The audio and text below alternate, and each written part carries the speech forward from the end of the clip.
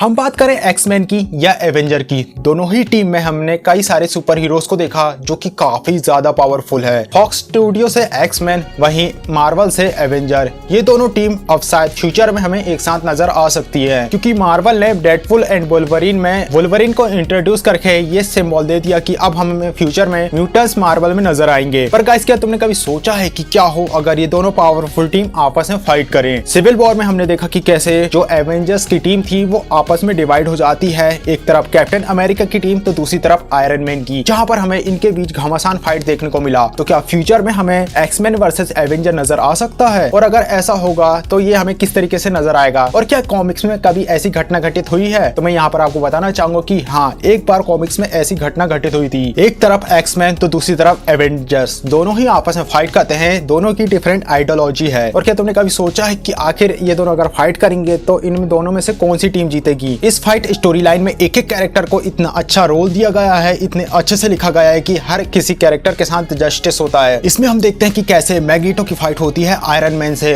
और थॉर लड़ता है फीनिक्स फोर्स से। आई होप ये वीडियो तुम्हें पसंद आएगी। वीडियो अच्छी लगी वीडियो को लाइक कर, चैनल को सब्सक्राइब करना और कमेंट बॉक्स में भी लिखना कि ये वीडियो तुम्हें कैसी लगी। इस स्टोरी लाइन की शुरुआत उस समय से होती है जहां पर वांडा का रैम्पेज हुआ था और म्यूटेंट्स ना के बराबर अर्थ में बचे थे। दुनिया वापस से पहले जैसे हो चुकी है और वांडा ने जो शब्द बोले थे, नो मोर म्यूटेंट्स, इसके बाद से अर्थ में काफी कम म्यूटेंट्स बचे हुए हैं। म्यूटेंट्स की पूरी नस्ल अब खत्म होने के कगार में आ चुकी है। हमें बताया जाता है कि कैसे साइक्लॉप की वाइफ जीन ग्रे भी अब मारी जा चुकी है और अर्थ में अब सबको शांत माहौल है। फिर हमें दिखाया जाता है नोवा को, जो कि अर्थ से 80,000 लाइट ईयर दूर एक ग्रह है। यहाँ पर वो टेरेक्स को एक बड़े आने वाले खतरे के बारे में आगाह करने के लिए आया हुआ था, लेकिन टेरेक्स जो कि उसे गलत समझकर उस पर ही अटैक कर देता है। टेरेक्स जिसका कहना था कि कैसे वो गैलेक्टस का हेराल्ड रह चुका है और उसे किसी से भी डर नहीं लगता। हमें दिखाया जाता है कि कैसे नोवा यहाँ पर किसी चीज की वार्निंग देने के लिए आया हुआ था और ये वार्निंग थी फीनिक्स फोर्स की। और थोड़ी ही देर में यहाँ पर आती है फीनिक्स फोर्स और वो आकर पूरे के पूरे प्लेनेट को नष्ट कर देती है। ये सब चीजों को देखकर नोवा ये समझ चुका था कि इस खतरे के बारे में उसे सबको बताना होगा। वही हम देखते हैं केबल को, जो कि अपनी बेटी होप उसे बचाने के लिए एवेंजर्स के अगेंस्ट अब फाइट करने के लिए तैयार हो चुका था। यहाँ पर उसे लग रहा था कि कैसे एवेंजर्स के कारण ही फ्यूचर में दुनिया नष्ट हो चुकी है। केबल यहाँ पर अपने डिवाइस का यूज करता है और वो यहाँ पर कैप्टन अमेरिका, फैल्कन और आयरन मैन को कैद कर लेता है, क्योंकि यही मेन एवेंजर्स थे। इसके बाद वो फाइट करता है रेड हल्क से, साइक्लॉप से और होप से।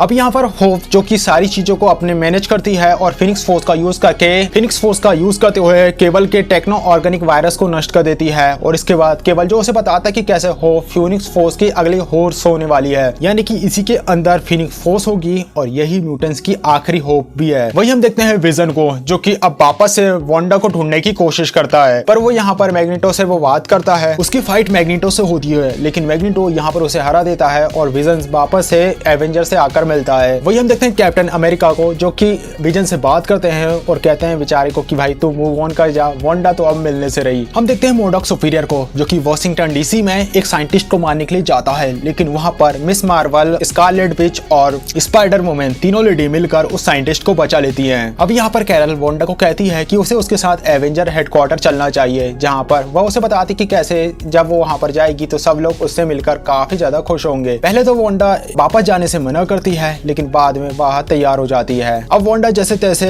एवेंजर्स मेंशन में पहुंचती है, तभी उसका सामना होता है विजन से और वह उसे काफी कुछ सुनाता है कि कैसे उसके जो पुराने एक्शन थे वो कितने ज्यादा खराब थे। वो उसे वहां से वापस जाने के लिए कह देता है। वही हमें दिखाया जाता है म्यूटेंट्स के आइलैंड यूटोपिया। यहाँ पर हम देखते हैं होप समर्स को, जो कि वहां से निकलकर भाग जाती है और सैन फ्रांसिस्को में जाकर छिप जाती है। वह छुपते हुए जो सर्पेंट सोसाइटी उस समय जो कि वहां पे क्राइम को कंडक्ट कर रही थी, वो उसे रोकने का ट्राई करती है। तभी उसका सामना होता है साइक्लॉप और एमा फ्रॉस्ट से, जो आकर उसे बात करते हैं और उसे बताते हैं कि कैसे उसे इस तरीके से यूटोपिया के रूल्स को तोड़ना नहीं चाहिए। होप उनसे बात करती है, उनसे कहती है कि कैसे वो अब एक छोटी बच्ची नहीं है, उसके पास आजादी है और अब वह पूरी तरीके से तैयार है फिनिक्स फोर्स का सामना करने के लिए। हमें दिखाया जाता है कि विजन जिसने वांडा को जाने के लिए कह दिया था एवेंजर मेंशन से, फिर हमें शाम का नजारा दिखाया जाता है जहां पर तभी अचानक से कोई मेटेरॉइड या फिर कुछ अजीब सी अर्थ में आकर क्रैश होती है। लोगों को समझ नहीं आ रहा था कि आखिर ये है कौन, ये जो चीज आकर गिरी है ये है क्या। जब लोग वहां पर जाकर उस गड्ढे को देखते हैं तो उन्हें पता चलता है कि ये है नोवा, जिसकी हालत अब काफी ज्यादा खराब हो चुकी थी। वह ठीक से खड़ा भी नहीं हो पा रहा था। हम ये कह सकते हैं कि जिसने भी नोवा को धोआ है, धोबी पछाड़ देकर काफी बुरी तरीके से धोआ है। जैसे तैसे ये नोवा को सहारा सहारा देते हैं और नोवा इन सबको वार्न करता है कि समझ जाओ वो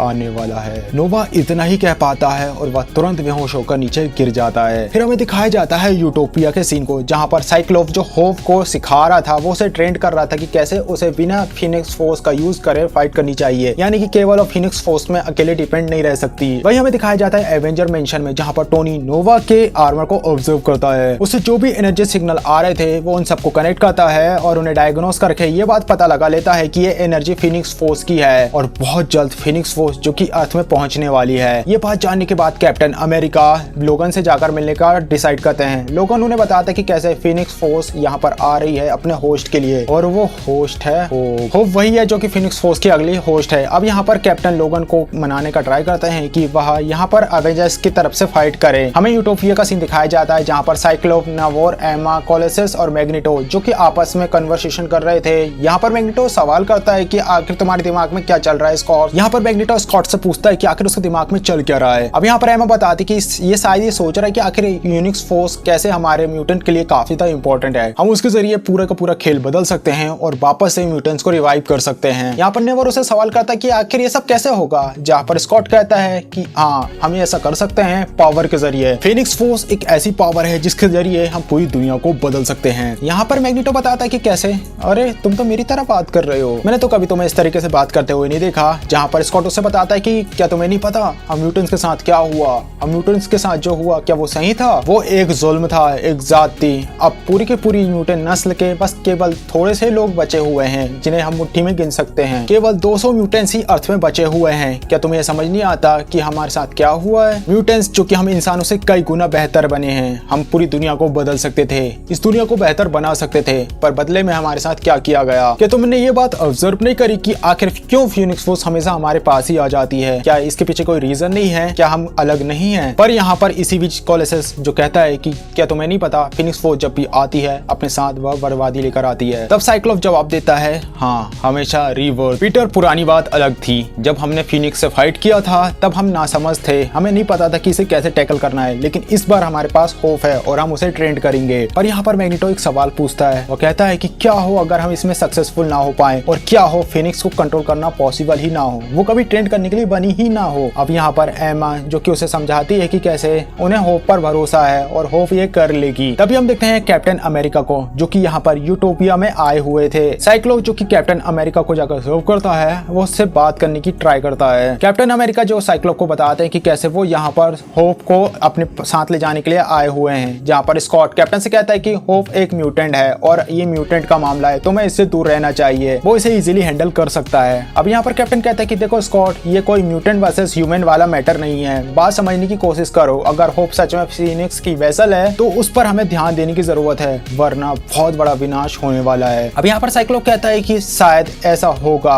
पर मैं उसे जाने नहीं दे सकता, हो सकता है कि फीनिक्स फोर्स हम म्यूटेंट्स की आखिरी उम्मीद हो। कैप्टन उससे सवाल करता है कि ये तुम क्या कह रहे हो, कैसी उम्मीद? साइक्लोप बताता है कि कैसे फीनिक्स फोर्स जो कि एक फोर्स ऑफ रिबर्थ है और शायद उसके जरिए हम म्यूटेंट रेस को वापस से उनके पुराने स्वर्णिम युग में ला सकते हैं। ये बात को सुनकर कैप्टन हैरान हो जाता है, जहाँ पर कैप्टन जवाब देता है कि तुम्हें ये सब बारे में नहीं सोचना चाहिए, तुम्हें मुझ पर भरोसा करना होगा। जहाँ पर स्कॉट वापस से उस पर नाराज होने लगता है। स्कॉट कैप्टन से कहता है, जब हम म्यूटेंट्स के साथ नाइंसाफी हो रही थी, हमें मिटाया जा रहा था, तब तुम कहाँ थे? और आज भी तुम हमसे मिलने तभी आए हो जब तुम्हें हमारी जरूरत है। अब यहाँ पर कैप्टन उसे कहते हैं कि देखो, अगर तुम्हें ये बहस करनी है तो हम कभी और इस टॉपिक पर बहस करेंगे, अभी के लिए मुझे जो करना है मुझे करने दो, क्योंकि एक कॉस्मिक फोर्स अर्थ की तरफ आ रही है और हमें अर्थ को बचाना है। साइक्लोप यहाँ पर कैप्टन अमेरिका को कहता है कि देखो कैप, मैं आखिरी बार कह रहा हूँ, तुम यहाँ से चले जाओ, दफा हो जाओ। कैप्टन कहता है, क्या तुम्हें समझ नहीं आ रहा साइक्लोप, मैं तुमसे यहाँ पर पूछ नहीं रहा था। और इतना कहकर दोनों ही फाइट करने के लिए तैयार हो जाते हैं और देखते ही देखते इन दोनों ने एक दूसरे के ऊपर अटैक कर दिया था। और तभी हम देखते हैं कैप्टन को जो कहता है कि एवेंजर्स असेंबल, और हमें दिखाया जाता है आसमान में पूरे के पूरे एवेंजर्स और उनका बड़ा सा हेलीकॉप्टर को। हम देखते हैं स्कॉट को जो कि एमा को ऑर्डर देता है और वो से कहता है कि जाओ होप को यहाँ से ले जाओ।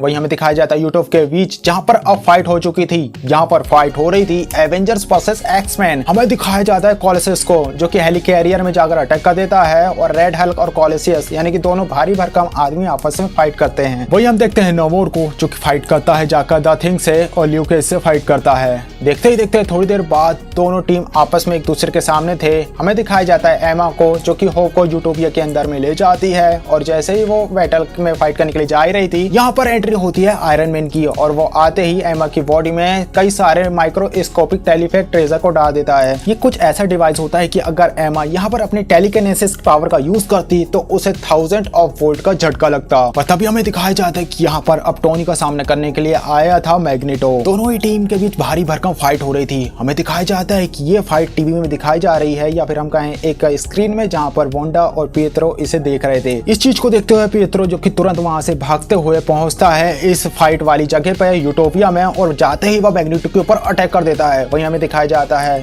यूटोपिया में, जहाँ पर होप ने डिसाइड किया था कि अब वो बाहर जाकर बैटल को ज्वाइन करेगी। हालांकि होप के जो साथी थे वो उसे रोकने का ट्राई करते हैं, लेकिन होप जो कि उन्हीं लोगों को मारकर वापस से फाइट में चली जाती है। हमें दिखाया जाता है यूटोपिया में जो फाइट हो रही थी, इसमें डॉक्टर स्ट्रेंज भी आते हैं और वो वहां पर आकर मैजिक से फाइट करते हैं। वही हमें दिखाया जाता है लोगन और स्पाइडरमैन को, जो कि यूटोपिया में छुपकर घुसने की कोशिश कर रहे थे, जहां पर वो जाकर होप से मिलते हैं। होप और वुल्वरीन और स्पाइडरमैन उन्हें अपने सामने से हटाकर आगे बढ़ जाती है। होप यहाँ पर फाइट में न जाते हुए यूटोपिया से भागने में सक्सेसफुल हो जाती है। फिर हमें दिखाया जाता है स्पेस में एवेंजर्स की एक और टीम को, जो कि स्पेस में गई हुई थी किसी काम को करने के लिए, और ये काम था फिनिक्स फोर्स का सामना। हमें दिखाया जाता है यूटोपिया में, जहां पर आयरन मैन और मैग्नेटो आपस में फाइट कर रहे थे। गाइस यहाँ पर इस सिनारियो को देखकर तुम्हें लग रहा था कि कैसे मैग्नेटो जो कि अब मेटल को अपने तरीके से कंट्रोल करता है, यानी कि वो सारी चुंबकीय पदार्थ जो कि चुंबक के प्रति आकर्षित होते हैं, यानी कि मैग्नेटो इजीली आयरन मैन के सूट के चिथड़े उड़ा सकता था। मैग्नेटो ने भी कुछ ऐसा ही सोचा था, लेकिन वो ऐसा कुछ भी नहीं कर पाता, क्योंकि जो टोनी का आर्मर था वो मेटल का बना ही नहीं था। ये बात जैसे ही मैग्नेटो को समझ आती है, वो आसपास में पड़े हुए मेटल को टुकड़े को अपनी पावर से कंट्रोल करता है और टोनी के ऊपर अटैक कर देता है। ये सारे मेटेलिक पार्ट की स्पीड इतनी ज्यादा थी जैसे कि बुलेट की स्पीड हो, बहुत ज्यादा, और इससे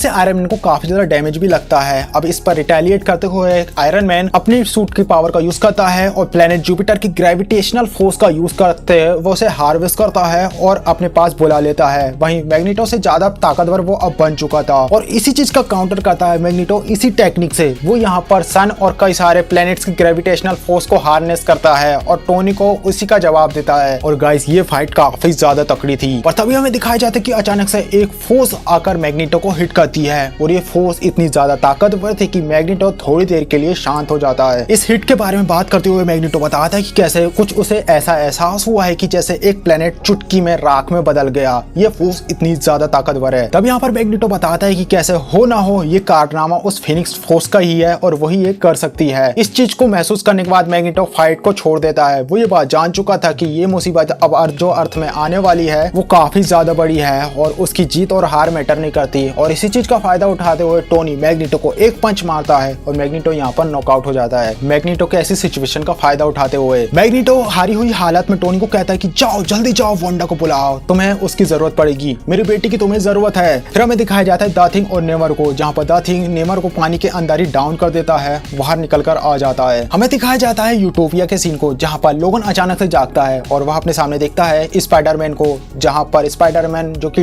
लोगन को बताता है कि होप यहाँ से जा चुकी है। यही नहीं, स्कॉट जो कि पकड़ा जा चुका है उसने सरेंडर कर दिया है। लेकिन यहाँ पर लोगन जिसे लग रहा था कि नहीं हो ना हो यहाँ पर कोई ना कोई चीज की गड़बड़ चल रही है। लोगन को जब इस बारे में पता चलता है कि स्कॉट ने सरेंडर कर लिया, तो यहाँ पर लोगन जो ये बात समझ जाता है कि हो ना हो ये चीजें इतनी ज्यादा आसान नहीं है, स्कॉट इतनी जल्दी सरेंडर नहीं कर सकता। लोगन वहां पे पहुंचता है तो हमें दिखाया जाता है कि कैसे मैजिक जिसने डॉक्टर स्ट्रेंज का रूप ले लिया था और उसने सारे के सारे म्यूटेंट्स वहां से भाग चुके थे, मैजिक ने यहाँ पर सबकी हेल्प करी थी। फिर हमें दिखाया जाता है स्कॉट को, जो कि एक अजीब सी जगह पे था। यहाँ पर उसके बाकी के साथी भी उसके साथ में होते हैं। वो यहाँ पर अपने साथियों के साथ मिलकर ये प्लान बनाता है कि कैसे वो जीन ग्रे स्कूल में जाएगा और सेरिप्लम का यूज करेगा और होप को ढूंढेगा। हमें दिखाया जाता है लोगन को, जो कि रेचल समर से होप के बारे में पूछता है, जहाँ पर लोगन को ये बात पता चलती है कि कैसे होप के एनर्जी सिग्नल एक ही साथ कई सारी जगह से मिल रहे हैं। उसने अपने एनर्जी सिग्नल को पता नहीं कैसे मैनिपुलेट कर लिया, 5 जगह से उसके एनर्जी सिग्नल नजर आ रहे हैं। पर हमें दिखाया जाता है कि यहाँ पर रेचल तो कुछ और ही प्लान करके बैठी हुई थी, क्योंकि वह पहले से ही स्कॉट की साथी थी। हमें दिखाया जाता है कैप्टन और लोगन जो कि एक क्वीन जेट का यूज करते हैं और वह उसके जरिए होप को ढूंढने के लिए जाते हैं। रास्ते में जाते समय कैप्टन और लोगन आपस में फाइट करना शुरू कर देते हैं।